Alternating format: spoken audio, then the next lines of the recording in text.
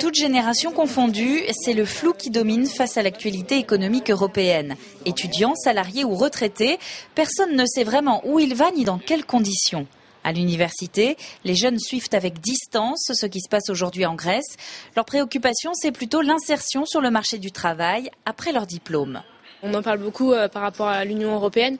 Mais moi, pour l'instant, en tant qu'étudiante, je ne ressens pas spécialement la crise grecque aujourd'hui. C'est vrai que la crise européenne, à notre échelle, c'est pas forcément ce qui nous inquiète le plus. Par contre, c'est vrai qu'on entend parler et on peut difficilement, quand on s'informe un peu, ne pas avoir d'avis dessus. Avec tout ce qui arrive, c'est vrai qu'on a un problème parce que du coup, on est coincé entre aider l'Union européenne et s'aider soi-même aussi. Les années passant, on parle toujours emploi, mais on évoque aussi l'impact que peut avoir cette crise sur l'argent épargné.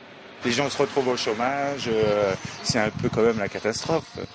Même moi qui suis ambulant, je suis obligé d'essayer de trouver un boulot pour pouvoir subvenir aux besoins de ma famille. Notre argent qu'on a placé déjà, je sais que ça va aller.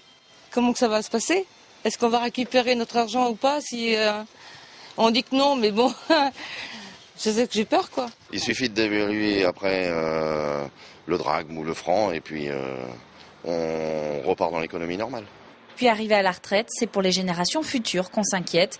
Que vont devenir enfants et petits-enfants si l'Europe continue sur cette lancée? Je préfère avoir l'âge que j'ai que d'être une génération plus jeune où ils galèrent.